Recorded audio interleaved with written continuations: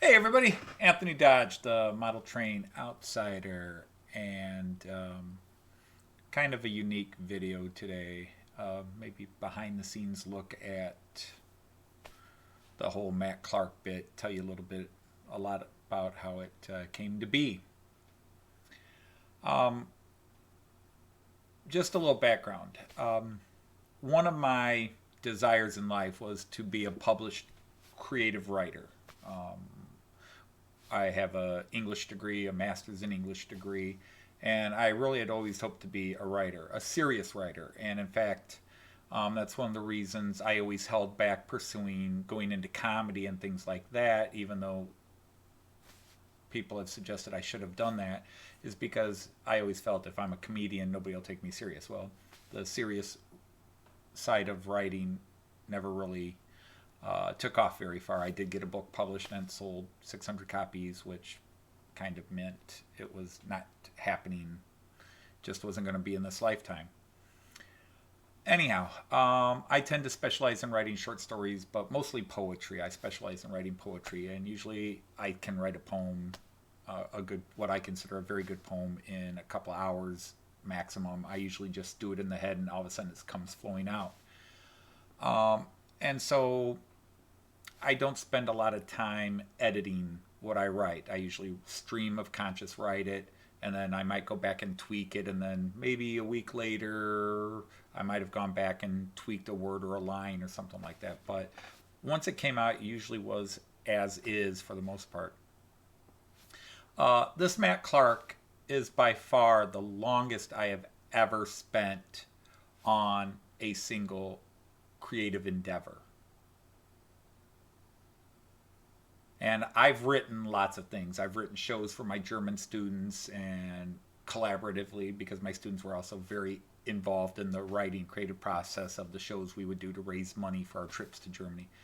But I have spent 4.5 months on this storyline, for good or for bad. Um, and so it means something more to me than people watching because it is literally for somebody who sees himself as a creative writer. Uh, it's been the most involved I've ever been in establishing a plot, a storyline, and creating characters and maintaining characters, and then trying to apply all the things I learned in my creative writing classes in college, my English classes, literature, all that, and trying to put it all together.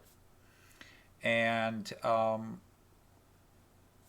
it, it never gets easier when you create something to put it out in front of people. It's scary. A lot of people don't believe it, but most actors and a lot of writers, they're actually terrified of putting their work out there. They write because it's in them to write, but you're also scared to death to put it out there for the criticism. And you've got to have a thick skin to take criticism. You've got to have a little bit of bravado and a little bit of brass balls, man or woman, to put something out there. And for 18 weeks, I've been putting something out there for a very limited audience. And because I don't hear the laughter, because I'm not sitting with you as you respond. And people may type a LOL or put a smiley face. And yes, I got some thumbs ups and brilliance. But I don't know. I know how my family reacts, I know how I react to it. And I'm very self critical. So um, it to me it was more than just a stupid little cartoon I was putting out each week, even if that's how I referred to it.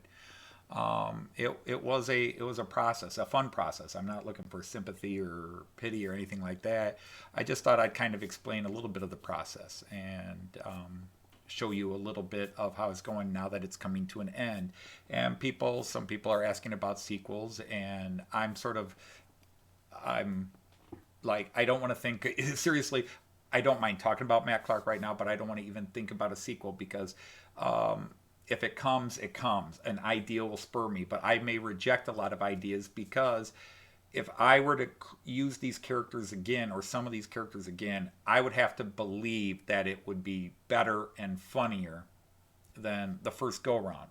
And I'm not just talking improving some things, but I could not just keep bringing back the same old shtick, the same jokes. I mean, I would definitely do callbacks and throwbacks, but that's not what I'm primarily after.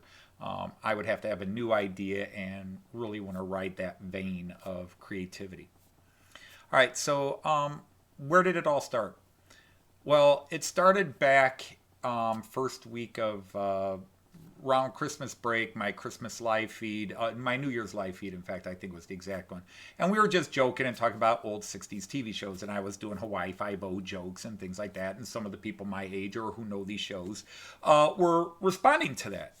And it was a lot of laughing. And Randall Ellison, one of the big supporters of my channel, he mentioned the show, asked if I had ever heard of Matt Clark, Railroad Detective. And of course, I hadn't. And he mentioned it and explained it real quick. And I started making jokes about it. You know, I was doing a little bit, sounds like it should be a new TV show, maybe updated for the, the 21st century. Matt Clark, dun dun dun dun dun, Railroad Detective, Matt Clark. And I made a few jokes like that.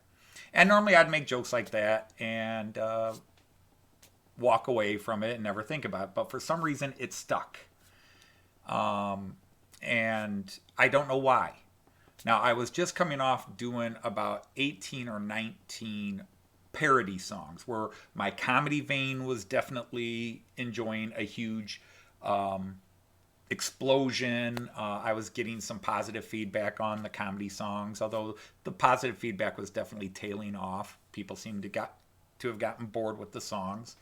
I enjoyed doing them because I found them funny. And I found them fun. More important than finding them funny, I found them fun.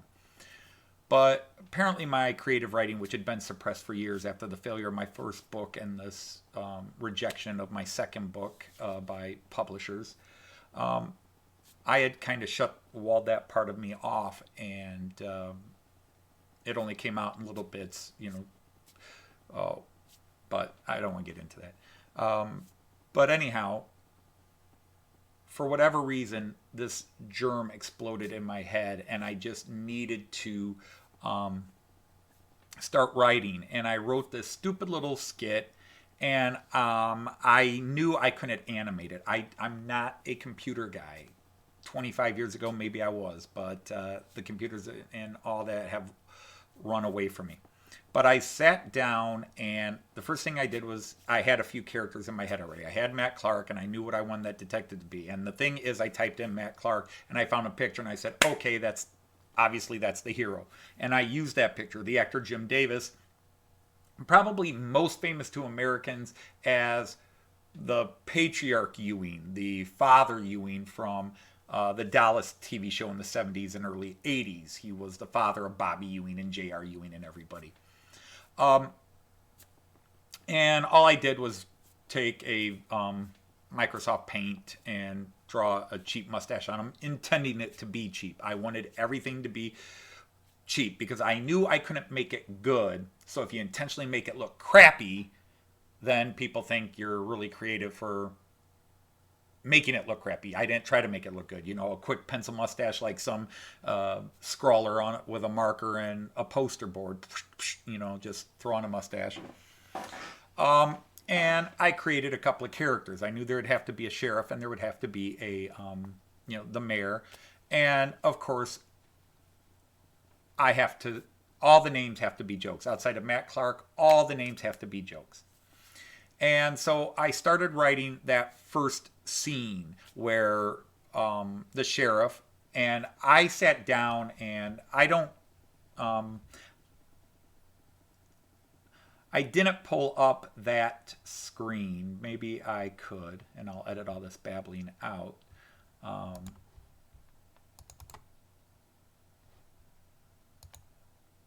But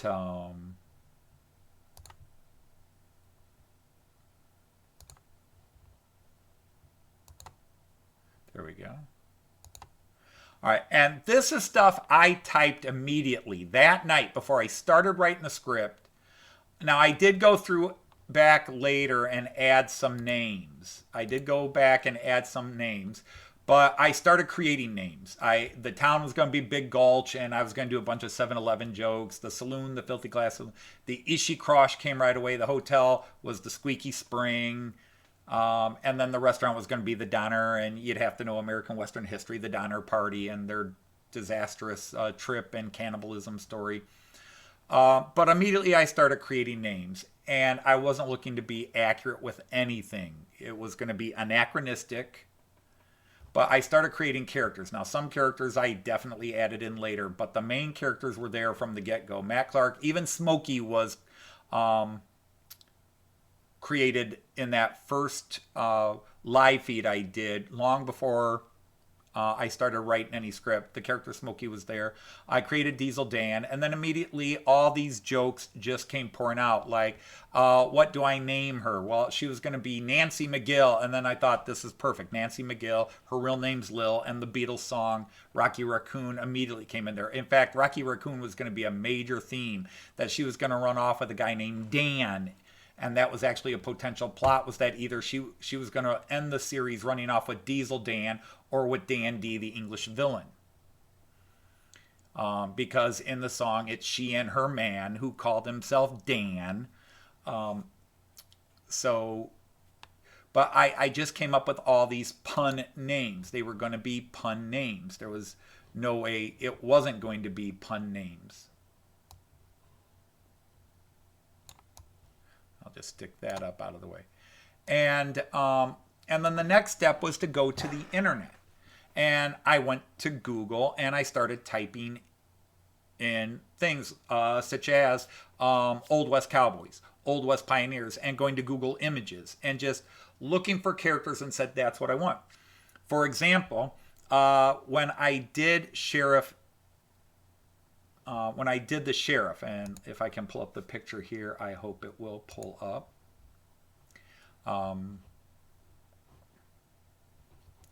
Okay.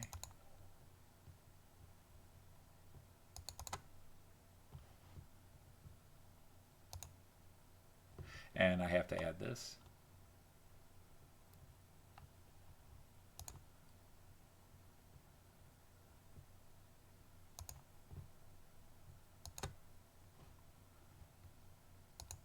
So I saw this picture. I had typed in cowboys of the Old West, gunfighters of the Old West. I just did different Google image searches. And as soon as I saw this guy, I said, that's my sheriff. Because I knew I wanted my sheriff to be older. I wanted him to have a gruff sounding voice. And I knew the voice was going to be based on Yosemite Sam, the old cartoon character. Now, of course, I always start with a bass voice.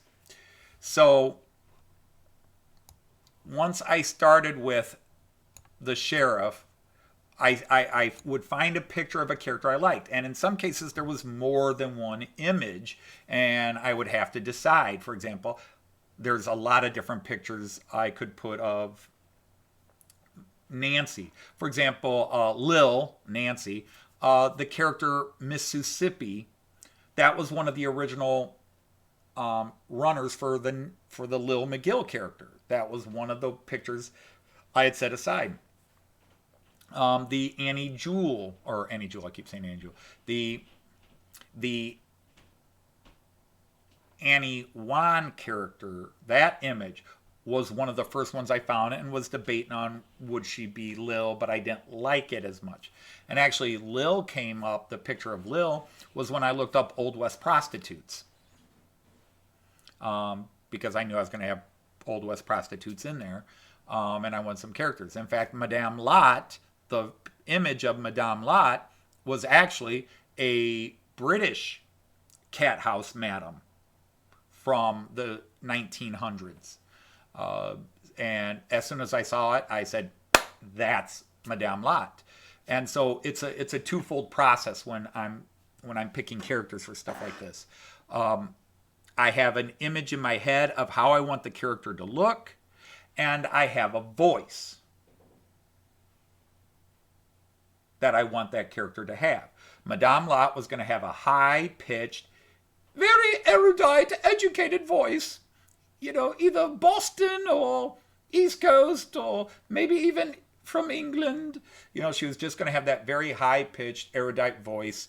And when I saw that image, that was her. That was, I didn't know who that was a picture of. I read the captions with the pictures as I looked for a better image, a better version of that image. And sure enough, it was a cat house madam. I was like, perfect. Hey, exactly what I'm looking for. Now, in some cases, it went the other way. For example, when I was trying to create the character One Armed Sal, that's Sam Wan's partner at the Miners Emporium, I looked through dozens and dozens of pictures, and I finally saw the picture of Sal, and I said, okay, now his name wasn't Sal in the picture. I said, that's the guy. I want him to be the helper. He was a one-armed character. And I said, oh, great, one-armed character, blew up his arm working at the Emporium. Perfect choice. But I didn't have a voice for him. But once I saw the picture of him, then the voice came. So sometimes it works that way. I see the picture and I create the voice. I say, I know how I want that voice to sound. And he was sort of based on the old cartoon character Pete Puma. But again, you start with a character, you start with a voice reference, and I could do a whole video on doing voices. But you start with a reference point and then you modify it. And the hard part is memorizing how did you modify it. So when I get to Sam, I start with Pete Puma. You know, I would start with Pete Puma, and I'd have to take a moment to get into Pete Puma. But I started there and then moved the vocal cords around, how I'm blowing air. There's a lot of things that if you were a voice therapist, voice specialist, you would understand what I'm saying, but the average person, I don't know. But I talk about moving things forward, and it's basically how I'm blowing breath through the mouth, how I'm holding the tongue, how I'm holding the lips, and am I breathing through the nose or not? Am I palatalizing, you know, moving the air across the palate more? Am I moving it through the lower part? Am I originating the sound from the back of the throat, you know, back of the throat here, or to the front of the throat here? You get a different pitch and a different sound. So I move the air and I move the tongue and stuff around in my throat to generate. But I knew how I wanted that voice to sound, so I knew where it was going to be, the timbre and the tone of the voice. So each character I had in my mind. And so I did that first scene, and I had all these characters. And after I did that first scene, originally, I really think memory's already not working great. I might have been thinking of just doing that as a knockoff scene, but I already had a plot. By the time I finished making that first scene, I had a plot. And that's the next step. I pick a few characters, and I say, okay, I'm going to go from here to here. This is what's going to happen. Here's the villain. Here's the good guy. Here are the major bits. And all the major bits were jokes. For example, I wrote the first 5 or 6 scenes, definitely the first 5 scenes, over a weekend. The juice was flowing, I just said. And so I knew they were going to be going to a miners camp, and I knew they were going to get dynamite, and I knew it was going to blow up. Now, just to let you know, originally Bill was going to get blown up. But by the time I had started writing Bill, I decided I didn't want to blow him up. And I decided to come up with the character of Sam Wan. So see, when I first started writing the script, Sam Wan was not a character. Annie Wan was going to be there, and she was going to set up all these jokes, and she was going to mention family members. She was going to have a brother Sam and a brother Noel. Well, the story got changed a bit as we were going along, and then so Sam became her brother and Noel became her father. And it was just how many Wan jokes could I get in there? Some Wan, Annie Wan, Noel Wan. And I actually scaled them back a bit, and then did callbacks later on. And so that's the thing. J.R.R. Tolkien once talked about when he would create characters for his Lord of the Rings stuff. He said he would always talk about meeting a character. And I remember this talk he gave that I read, because he had died before I really paid attention to this stuff, although I have talked to his son. He gave this speech, and he talked about when I was writing Lord of the Rings and I first met Aragorn in Bree, not Frodo. He always said, when I had no idea he was going to be the hidden king and blah, blah, blah. He was just going to be a plot device to get you from point A to point B, to get the hobbits from here to Rivendell. Okay. Well, it's true. As a writer, you write a character and you have some main characters in your head, but you suddenly will create a character, and where you wanted to take that character changes. The character changes as you write that character. Sometimes it was just a joke. I think of a joke and I think the joke is so funny, I got to work it in. Well, how do I work that joke in? Well, I have to literally write the plot to make the joke make sense within the story or within the character. Anybody can throw in a bunch of F jokes and a bunch of pun names, but you got to make it work, and it's got to be part of the character. Donna Lott, okay? That was, if you met somebody on the street, Donna Lott, you would never think of making that joke until you watch my episodes. This is my wife. I'm Richard Lott. This is Donna Lott. But once you hear the joke, you'll never not hear the joke. And if you ever met somebody named Donna Lott, your brain's going to go, I bet you have. And introducing that joke, but having it fit who she is, the fact that she's a cat house madam. And when I first created Donna Lott, very early in the writing process, she was not going to be the character she became. She was simply going to be the butt of some of these jokes, and then there was going to be this big scene at the brothel, one big scene that involved the mayor and Daisy and some other stuff, a lot of stuff that I wound up not having happen there. In fact, all that was left was the Smokey scene, where Smokey meets his parents, because it was always going to be Smokey's parents worked at the brothel. I don't say what they do. They could own it for all that matter.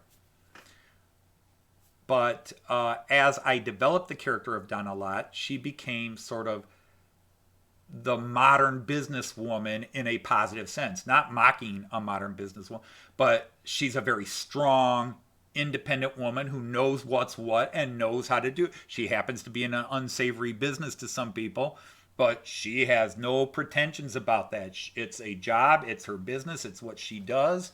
And she's smarter than just about any character in the show. And she makes no bones about it. And so as I developed her character, I found I kept adding her.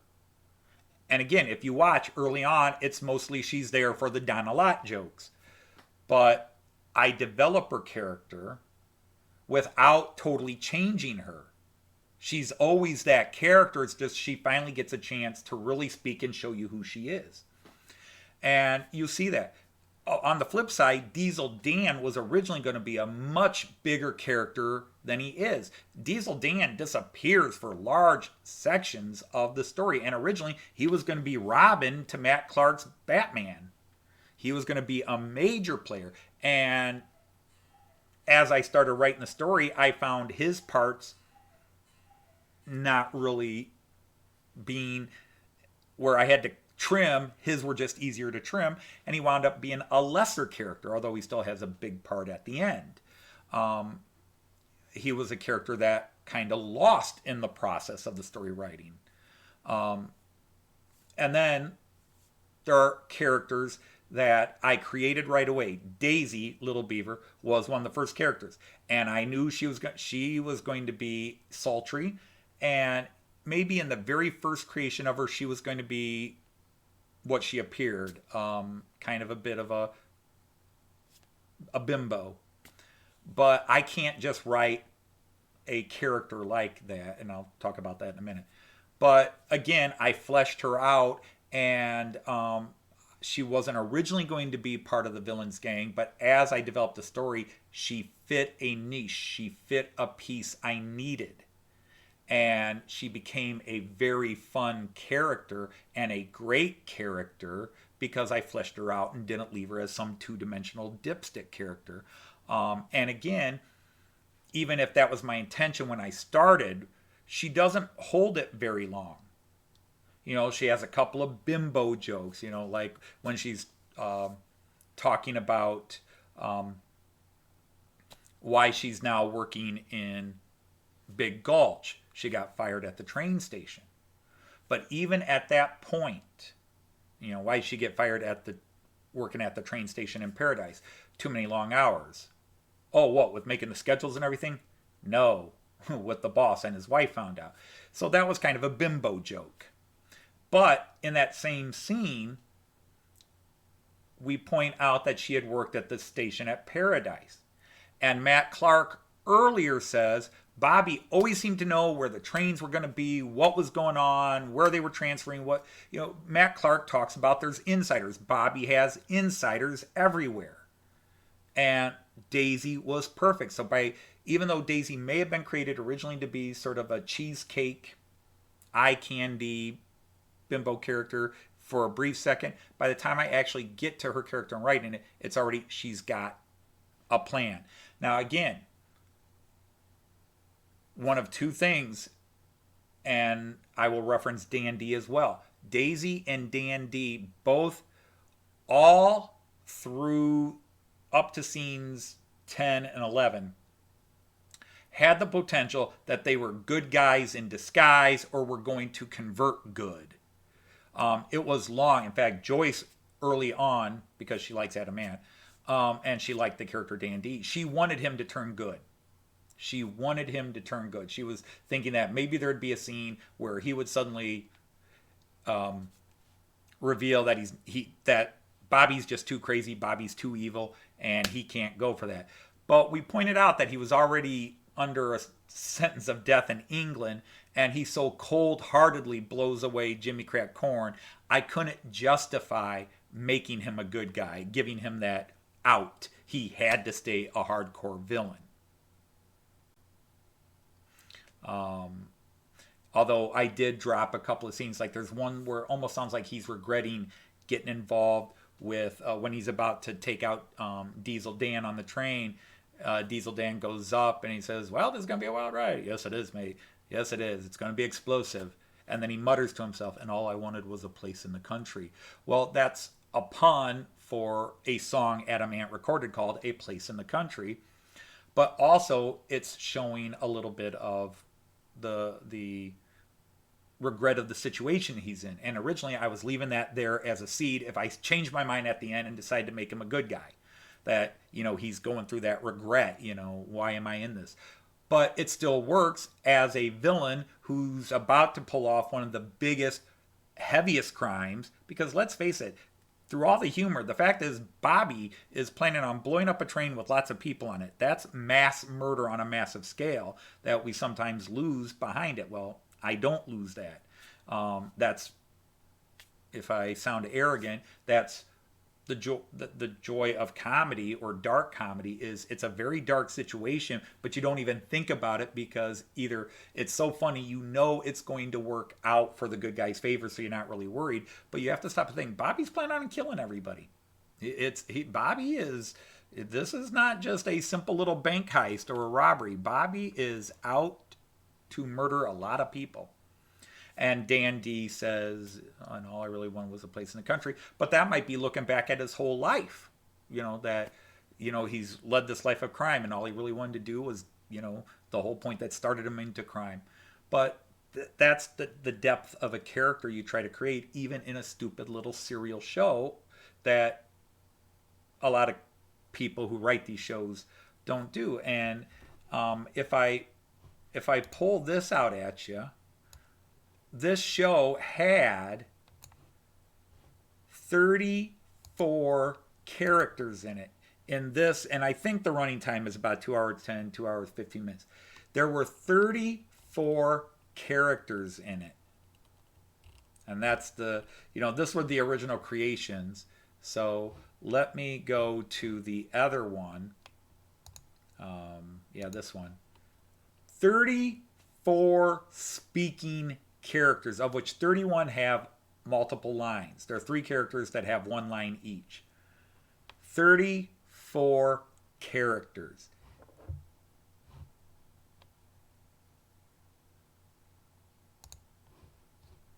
$34 of them. And each one needed a voice, and each one needed a backstory. Even if I don't bring it out to you, even if it gets edited out to you guys watching, they have to have it for me to understand the character. So, creating characters, finding images and saying that's the character I want. That's the voice I want. That's a lot of work going into there. And it's a lot of fun, so don't get me wrong. It was a lot of fun doing that. Now, let's get to the humor part because my whole goal was for this to be funny. But I have strong sensibilities with humor, and this leads to two ideas within how I approach humor. I am. I do like adult humor. I love suggestive humor. Somebody asked me once what were my influences in comedy, and I mean I got to go back to the Marx Brothers, through George Carlin, Richard Pryor, the Young Ones, that whole comedy troupe from the punk rock era, late '70s, early '80s in England that brought out Rick Mayall and that group.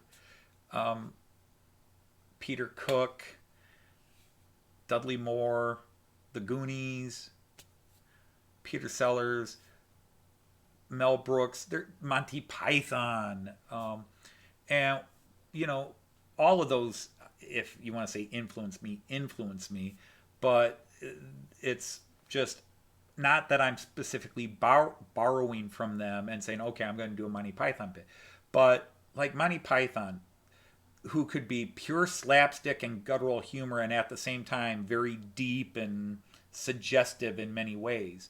Um, and The brutal, honest, in your face humor of the Young Ones, the George Carlin wordplay and things like that all comes in. I have a very liberal view towards words. I just don't believe in cuss words. It gets me into trouble at times because a word's a word. But two things about the humor. I wanted the humor to have multiple levels. Straight up guttural humor to appeal to our lowest, most basic instincts that your fifth grade teacher would have said, naughty. But I also want jokes as much as possible to be two-sided and, have multiple angles where you can interpret them. This is what made Shakespeare so great, and people don't, you know, who don't appreciate Shakespeare, is Shakespeare could say a line and have it mean two totally different things to his audience. That this audience would understand it this way and this audience would understand it. And in both cases, it worked within the plot. And only a person, a lot of people are like, oh, Shakespeare was this noble, hidden, and he. No, no, no, no. A noble wouldn't have done that. Shakespeare had to be the man we seem to think he was, a man, son of a local politician, basically, and thus able to have a bit of an education. And then at the age of 18, he ran off and joined an acting troupe at a time when being an actor was considered very. So he had a little bit of relation to high society and a definite connection to lowbrow society. And he was able to see how both groups use words in play and throw that in there. But there are jokes, and there are jokes that I find funny. And there's a line that I'm scared to cross. And if people call it politically correct, that's fine. But some of the worst gay jokes I've ever heard were told to me by gay men and women. Some of the worst racist jokes were told to me by the people those jokes were about. The worst Jewish jokes have been told to me by Jewish people. The worst black jokes were told to me by black people. But there's a difference. I do not want to make a joke about a person because of who they are. I'm not going to make a joke about a black person that's because they're black. I might make a joke about them being black in a situation where the joke is actually how people are responding to them. Same thing with women. I didn't want the female characters to just be two-dimensional bimbos and blah, blah, blah. I want them fleshed out. I want them to be strong women without being bitches. Some people might see Madame Lot as a bitch, She's a strong character. She doesn't take crap, but she's also very polite and respectful in the right situations and shows that she can be tough. And I love the scene where she goes at Bobby about his height because everybody else is scared of Bobby and she's not. But I don't want stereotypes. Now, a couple of fleshed out issues I've had, for example, the Black Mamba. Now, almost everybody I know who has watched my videos is white European, European descent. Is the Black Mamba joke racist? I don't know. Because a black mamba, if you didn't know, it's a snake from Africa, but it's been slang for a black man's penis, and it's also a very large type of dildo. And all of that combined, to me, made it funny that the train would be called, because it's big, long, and black, and it's double all black 5, which makes it all black 10, and that just lent itself to jokes. I have been very worried all along that somebody might interpret the Black Mamba jokes as racist. I don't think they are, but I'm white, so I don't know. But I don't think they are. It's a pun on the stereotype, and it's more how everybody reacts to it and all the wordplay you can have. The Black Mamba thrusting through Cougar's hole, the Black Mamba thrusting up Nellie's pass.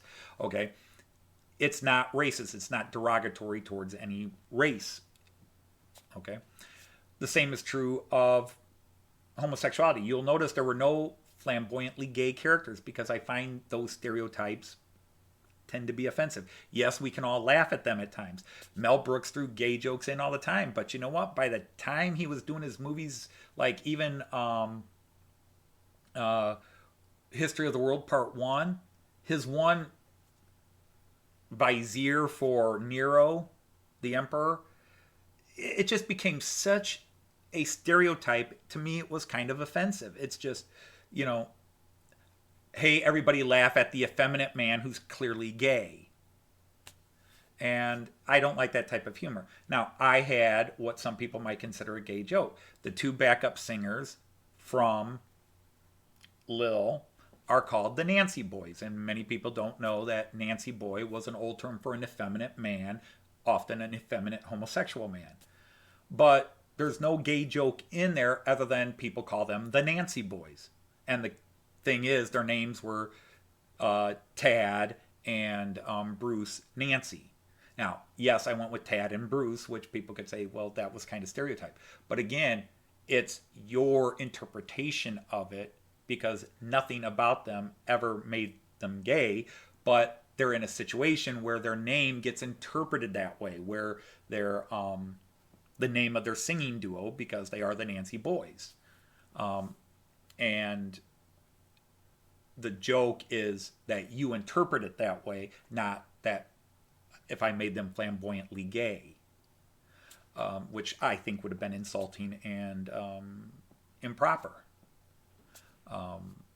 Does it take away a chance at some cheap jokes? Sure, but I didn't want the characters to be that way. I wanted characters that, you know, who are fine with their sexuality, fine with who they are. I mean, yes, there's a lot of idiots in this town, but the idiots have good hearts and the idiot villains are villains. But when you're creating characters like that, you have to make sure, and that leads to the other part of the creative writing process, which I call the 90-degree turn. So once you flesh out your characters, and yes, there's a lot of banal, lowbrow humor. There's a lot of what I consider deep humor. There are jokes that, because I'm not sitting with you watching it, and you don't comment on the videos or something like that. I don't know. I don't want to be insulting and say, "Did you get that joke? Did you get that joke?" But I do like to see who catches it. You know, I throw some jokes in there that I expect most people, the vast majority of people watching, to miss, whether it's a word play or situational. But and that leads to this final talk, which is what I call the 90-degree turn. A lot of comedies like to turn things 180. And by 180, it means you take the archetype of a character, or how that character is supposed to be, and you make it 180. An example of that is Inspector Clouseau. from Peter Sellers' creation of Inspector Clouseau. A policeman is supposed to be well trained, clear headed, especially an inspector, a detective. Should be intelligent, be able to go through the process, blah, blah, blah. And they turn that complete, that he's a complete bumbling idiot who just manages through acts of God to solve the crime. He bumbles his way until he knocks all the criminals over. That's a 180 turn. I mean, that's typical comedy. I like the 90-degree turn where you take an archetype, and if you don't know what an archetype is, it's the same thing as a stereotype, but of a literary character instead of a person. So you take that stereotype, you take that archetype of a character, and you don't completely twist it, you just bend it a little. Okay? Just bend it a little. So you have a sheriff, an old weathered sheriff. Now, he could be the bumbling Don Knotts of, Barney Fife character from the Andy Griffith Show, the bumbling deputy type guy. Again, an Inspector Clouseau. So my 90-degree turn was to start with, okay, we know plenty of comedies where the sheriff is actually a coward, or plenty of dramas where the sheriff is actually a coward. All right, so having my sheriff a bit of a coward is nothing new, and it's not a 180. But to have him actually almost, proud of his cowardice and justifying his cowardice. What kind of sheriff, or, what kind of coward are you, sheriff? The best kind, Mayor. I keep surviving. That he's actually proud of it, and that he has found his cowardice has kept him occupied, kept him in job, and he can justify it. He's not ashamed of his cowardice. And, that's that 90-degree turn. So he's not the complete 180 bumbling. He's rather competent in his job. He just doesn't want to die. Discretion is the better part of valor. He just, if you take that attitude, discretion is the better part of valor, he just twists that 90 degrees. Not a complete 180 opposite of the archetype. So not the exact character and not the complete opposite of the character, something in the middle, that 90-degree twist. Same thing with the mayor. The mayor's not, the mayor is a stereotype of a lot of mayors. He's in power. He's got power. And like a lot of men of power, he could be seen as lecherous, but he's not married. He's not cheating on his wife. He's got very proper standards. He just happens to enjoy his sexuality and the company of ladies, and he makes no bones about it. He's upfront about it. Why, I'm the Itchy Crotch's biggest patron. But he also then has that he kind of wishes he had kids. Maybe he could have gotten married and had kids, and that's how Daisy ropes him in. She sees that in him, and she ropes him in with that. But he's not the complete opposite. He's not the complete evil, corrupt guy. And he's not a bumbling idiot. He knows his job. He knows how to do it. And he's a likable fellow. He just happens to not be married. And he's quite out there with, I'm a good guy. Not like, different than, say, the mayor in The Simpsons, who is just, an exaggeration, an allegory for the Kennedys and their rampant escapades on the side, like so many rich, powerful men. Tell me a president who hasn't had an affair outside. I think you can count the number of presidents who haven't had affairs on one hand. But and we won't even go into royalty. But turning these characters. Now, since this was based on a 50s, 60s serial, something a lot of the American old Saturday morning serials had in common, movie cinema serials, is there was always the 8-year-old know-it-all.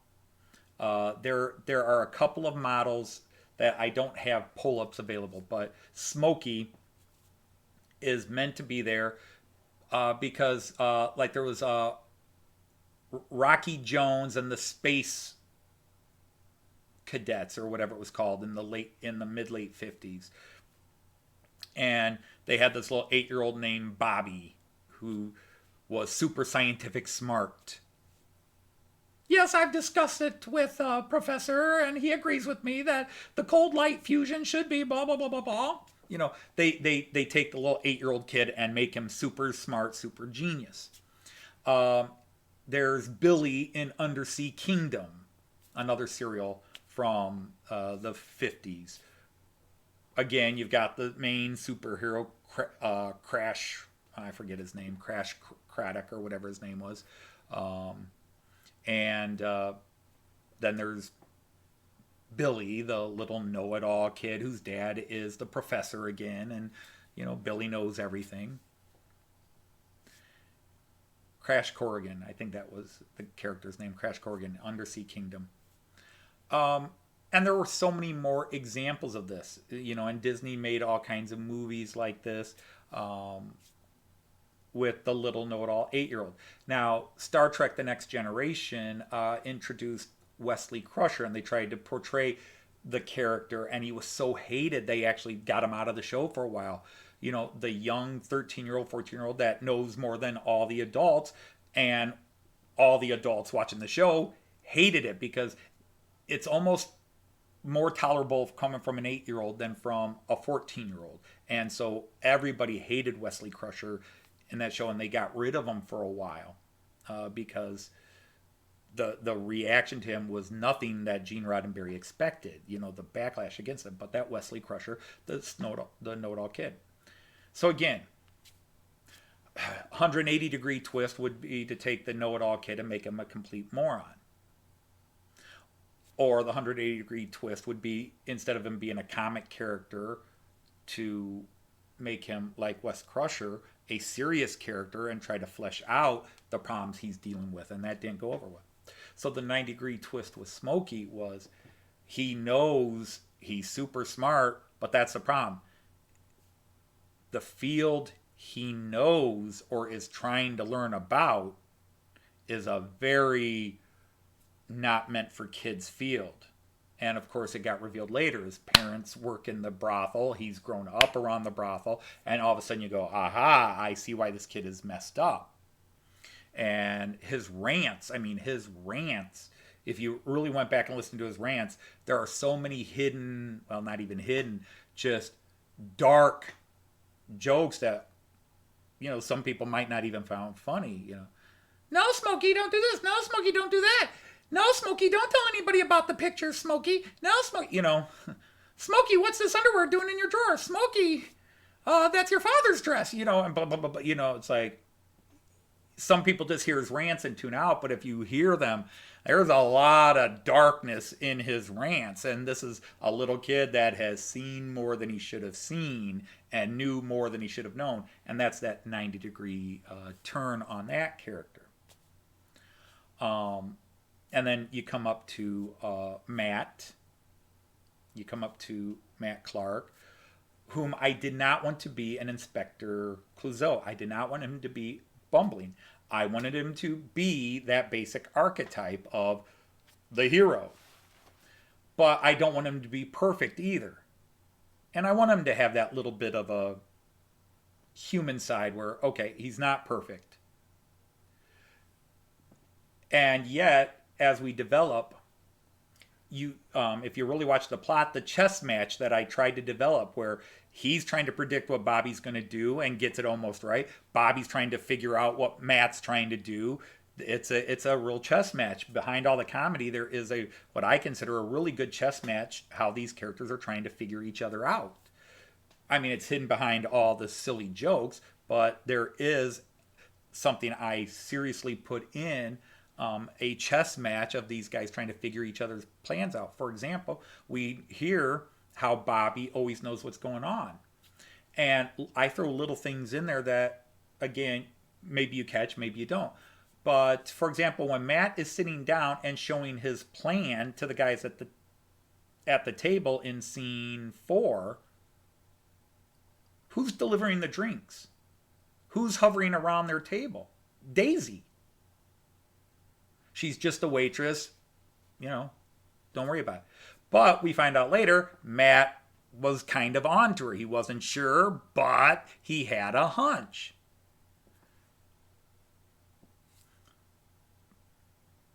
So there again, there is that little, you know, who knows exactly what going on in there? A little bit of a chess match between the characters. And then the villain. All right. Bobby is the main villain.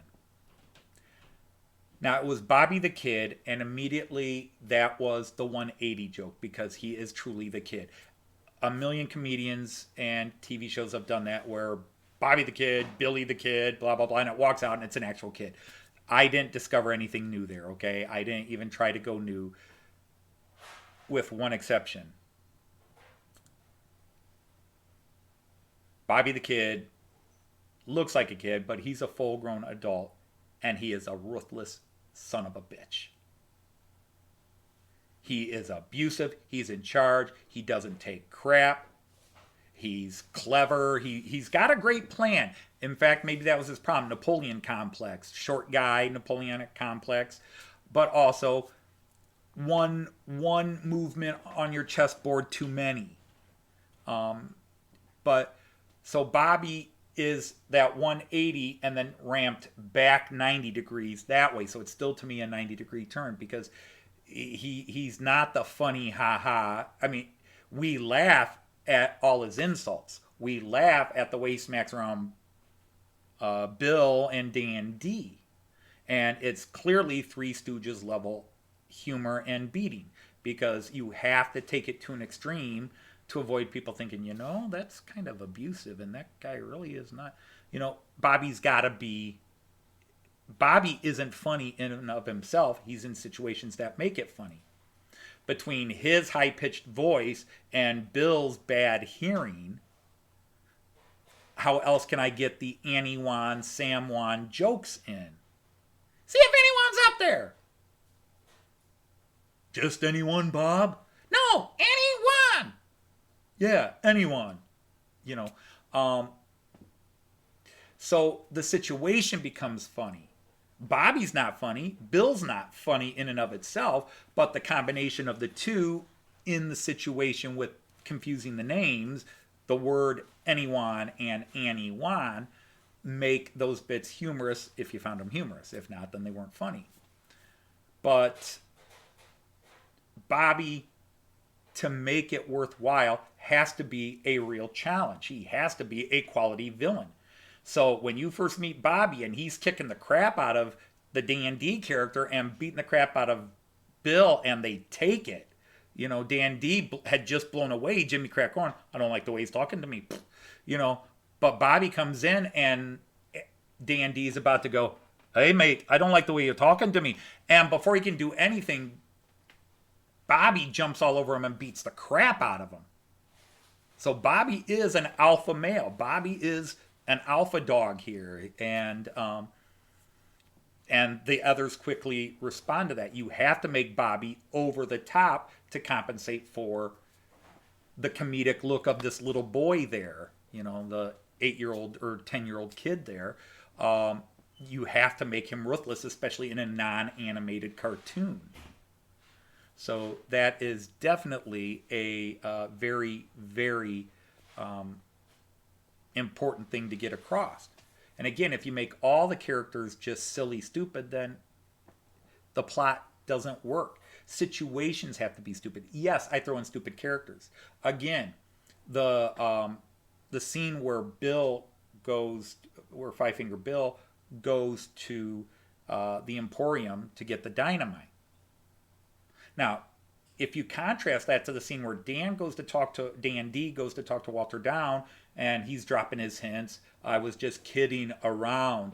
I don't mean to kid, you know. And Walter's like, "Hey, I'm with it. I got it. I'm, you know, okay. You're with Bobby, and we've got secret messages to exchange." Whereas Bill goes to Sam, and they cannot communicate with each other. Why, you know, a weakness you might say is why does Bill not have the same sort of passwords that Dan D had with Walter. Why doesn't Five Finger Bill have them with Sam? And some of that is Bill kind of does have that. He's trying to drop hints. Hey, my friend doesn't want to be named. People aren't supposed to know who he is. I was kidding. You know, he's running some of the same passwords Dan D is, but Sam isn't getting it. And why isn't Sam getting it?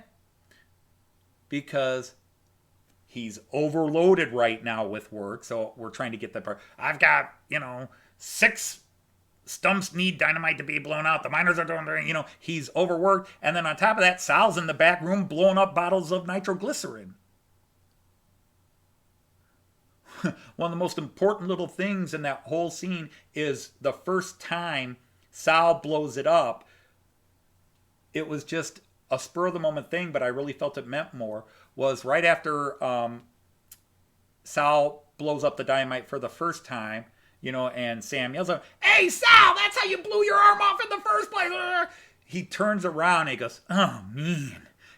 The frustration with him is in there, and that sets up that frustration that you're distracted with this, you're over busy. He's missing the clues. He's missing the hints, and the scene that won Bill over to Joyce. This was the scene where Joyce decided she really liked Bill, is she loved his frustration because I'm doing what Bobby told me, and this idiot's not listening to me. All right, I'm doing it. I'm getting the dynamites for Bobby the freaking kid. And now Sam's like, why are you saying his name? You're the dude for Bobby the kid? Oh my God, you can't be saying his name out loud. You're not supposed to. And Bill's like, I've been trying to tell you and you've been missing it. And Sam's just all of a sudden now catching on. And like, why are you yelling his name, you idiot? And we're all in real life situations like that. When we're outside watching it with 2 other people, they look like idiots. But we've all been in those situations where, oh, I thought you were saying this, and you thought I was saying this, and, it goes there. But the comedy, good comedy, is about the situation, not what the people are doing. Now, yes, the puns on the names, all the sexual jokes, those are obviously the lower stuff, but there's, there were going to be jokes about Nellie's past, because before I made that map, it was, the first line was that they were going to blow up the Black Mamba up Nellie's past. The Black Mamba would blow up, would explode in Nellie's past. And the Black Mamba was doomed from the go. That was going to be the headline. So definitely there's all that innuendo. And the names, all the names. The goofy stories. There are background stupid stories that are meant to be there. But the characters have to be fleshed out a bit. There has to be a story to the character that makes them more human, that makes them more interesting than just a comic strip panel. There's only so many times Beetle Bailey and Sarge can get into a fight before you get old with it, because Sarge is just Sarge in the comic strip over and over and over and over again. And you don't, over the years they tried to do more backstory, but Sarge just always was a 2-dimensional character. I love Beetle Bailey comic strips, but so often those characters just in comic strips weren't fleshed out. And for a short serial here, I was really trying to flesh out as many characters as I can, get a backstory to them. Obviously, you can't do it with all characters, and sometimes a character winds up becoming more. Willie Do It, stupid pun name, but he wasn't going to be as involved a character as he becomes. When I originally started writing, he was just going to be a guy on the train, but then I had to figure out, all right, how does the chess match work? Who is Bobby going to set up to get each person? Okay, well, Daisy's going to take care of the mayor. Annie Wan was going to do the sheriff, but she's she's Annie Oakley. She's the one who's going to do the dynamite. So somebody else had to have a grudge against the sheriff as well. Well, that's where Walter Down comes in. And so Walter Down suddenly became the best access to go after the sheriff. Bobby obviously is going after the mayor. Five Finger Bill doesn't have a grudge against anybody he's in. He's just a hired gun for the job. So And then as you get into the scenes, the key though is because I'm trying to do a comedy, I've got to have jokes. And so there were always key jokes. In fact, every scene started with a joke. How do I build a scene around this joke? And I'm already been babbling for an hour, and to go through each scene, for example, the very first scene, uh, the joke was the sheriff being a coward. That was the joke. That whole scene started with, "What kind of a coward are you?" "The best kind. I keep surviving." And then the whole scene was built around that. I knew it was going to be a sheriff coming in to the mayor, say, "We got a problem, a villain's escaped and he wants revenge." But the joke that built that scene was started with that interplay between the mayor. And of course, then you've got Buck M. Dannon, the sheriff, Book him Dano from Hawaii Five-O, but who's going to get that joke? And then the sheriff, of course, the mayor became a huge joke, being Sumbish. And how many Sumbish jokes could I get in? "Are you related to those Sumbishes in Santa Fe?" "Oh, you're quite a nice little Sumbish, aren't you?" How many Sumbish jokes could I get in and still keep them funny? So again, I throw a lot early, I let them taper off, and then I bring them back as needed. You're going to be one dead Sumbish. So it was built around there. And then once you start building the story, Madame Lot comes into play, Matt shows up, and that's really just an introduction to the good guys. If you go back to scene 2, the jokes are explaining Hunko Beef and the Madame Lot jokes. There wasn't a big joke in that scene. It was all these little jokes. When you get to scene 3, which I still kind of think, again, scene 3 was they meet at the Donner restaurant, and you meet Lil for the first time, and a couple other characters say, and again, it was kind of meeting the characters, fleshing them out a bit. So no real big jokes. It was just more of the Donna Lot bit and introducing the Nancy joke, the Lil Nancy joke. And then scene 4 was the big production, the show, introducing Rusty Twanger, and who wound up not having as big a parts as Rusty Twanger was actually going to be more involved, and then I kind of handed some of his stuff to. I just felt Rusty would have wound up being too much like the sheriff anyhow, so I handed some of his parts over to Madame Lot, and she kind of took over some of the bits Rusty Twanger was going to be a part of through the end of the story. But definitely there were some jokes that scene was built around. And then the meeting the villains, and the key joke there was the Jimmy Crack Corn jokes and introducing Adam Ant as a villain. That was a personal joke. And scene 5 or scene 6 was explosion. The whole thing built around that explosion. And again, originally Bill was supposed to go, and then it was Bill was going to set off the explosion. He was just going to get mad and do something, and it was going to cause the whole place to blow up. And Bill would have been responsible for the death of Sam Wan. And then there was going to be a whole line of jokes of Sam, or of Annie Wan and Bill talking about her brother, and Bill trying to change the subject so they weren't talking about the brother he killed. But the story just worked better not having that on Bill, although I could keep some of those jokes with Bill knowing what actually happened to her brother, but not wanting to say it, partly to keep Annie focused on the caper, but also partly because he didn't want Annie to think he knew anything about it in case she would want revenge on him.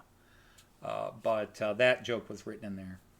And so there's a lot to be said for how well somebody fleshes out a character or doesn't flesh out, because most people who tune this in don't watch them,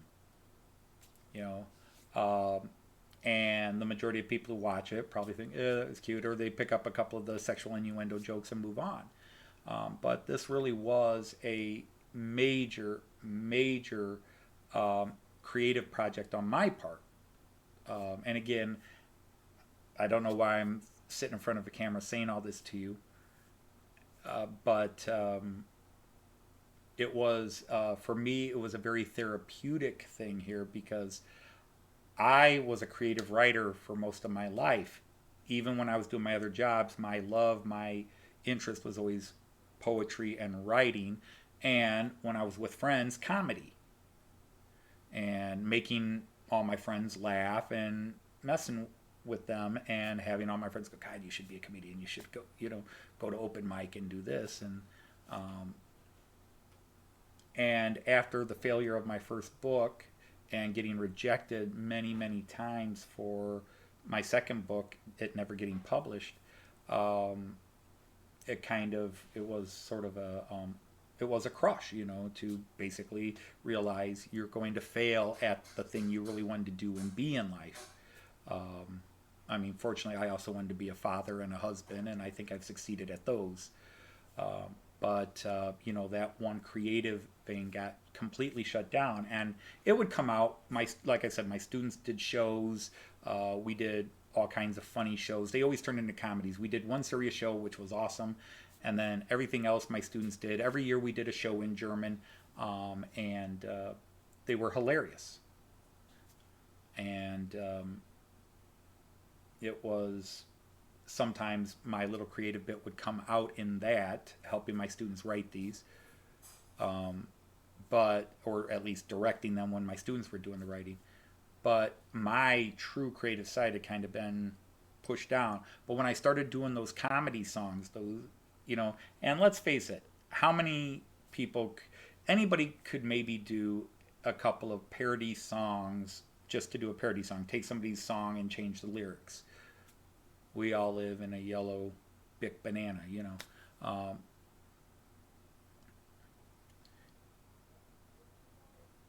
and you can maybe pull it off once or twice, but to keep it in one field, model trains, and to try to be on point was a challenge for me, especially since I don't have a lifetime of interest in the hobby to try to pull on some of the emotions and some of that and then turn it on its side, try to make it funny. Um, that was a creative challenge for me, and I mean, I enjoy. Obviously I can't sing. My voice is horrid. If I could get somebody with a good voice, maybe one or two of my songs would have gone viral. I don't know. I mean, maybe it's just not my luck to ever go viral with anything to be, you know, because that's the other thing. If they were as good as I thought they were, and Joyce sang a couple that I thought were just awesome, and was hoping maybe you just get that one domino where it went to that one person and somebody said, "Oh my God, check this out! This is so funny!" And all of a sudden it goes and it gets 10,000, 20,000, 30,000 views. You know, if a cat taking a crap on another cat can get 1 million views, maybe mine could get 10,000, 20,000. Because I don't really chase the views, but you have that hope. If you're creating something, you hope it goes over. You hope somebody comes in and jumps on it. But it was an interesting process to create the characters, and just talk a little bit about how I did that going through YouTube, or and I didn't even talk about the sound effects, the hundreds of searches for sound effects, because again, I don't have a sound effects program. I had to find videos that had the right sound effects, and I used this program called Clip Grab. It's a free download, and you can immediately copy any video off the internet. And I use Clip Grab to download sound files and that, and throw those sound effects in the best I could. But and maybe I'll do another video showing you exactly how I built it. But I mean, what you see is what you get. I take pictures, I layer them, and then we do the voices. And I usually recorded one voice at a time, so I do all of Matt Clark's lines so I could keep it in vein, and then all of the sheriff's lines, all of my characters' lines. Then Joyce would come down and do her voices, and then I take them to my editing program and snip out, okay, here's the first line here, now here's the follow-up line, and just keep snipping everybody's lines in, and then matching the pictures up, and then trying to tell a story. And how do you tell a story? How do you tell an action story when there's no action? And if there's a strength, if there is a strength, it's that the viewer has to use their imagination. You have to picture what's going on in your head. You've got the bodies, but you have to see what they're doing. Well, in some of the action scenes, that's just almost impossible to fairly do. You know, maybe it's easy to picture one-armed Sal holding a small jar of nitroglycerin and tossing it up, going ha ha ha ha. Ha. But when there's a fist fight going on, you know, some people's imaginations are strong enough they can see every punch going on.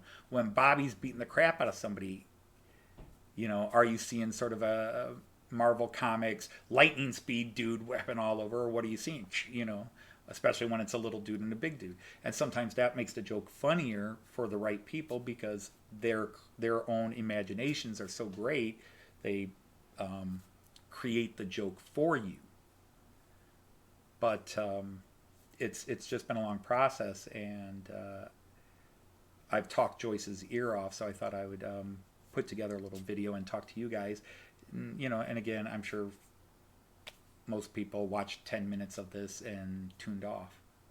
But so that was a little bit about the process going in and the 90-degree turn of comedy, as I like to call it, and just some of how I did it, what I did, where I did it, why I did some of what I did. And it's been fun to do. I hope you guys have enjoyed it half as much as I've enjoyed doing it. It's been a lot of work, but part of this has been just explaining. It's really been therapeutic for me to reawaken that really creative writer side, because to me this is still a poem, a short story. It is a creative writing venture that I just put some pictures to it. And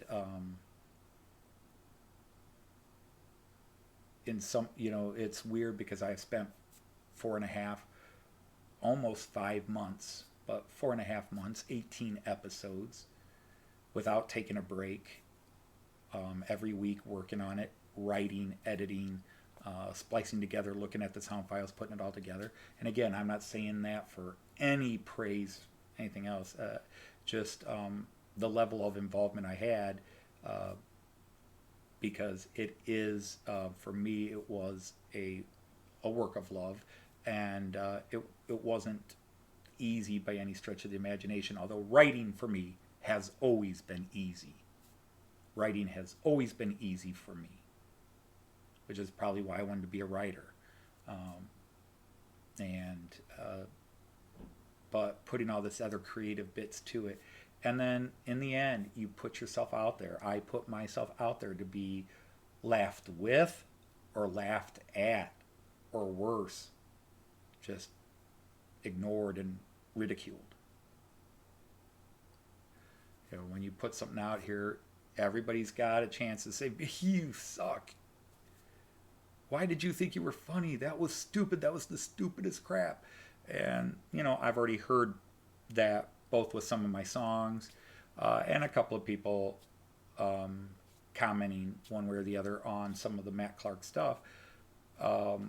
And yes, I know a lot of you will say, don't listen to him. And I try not to.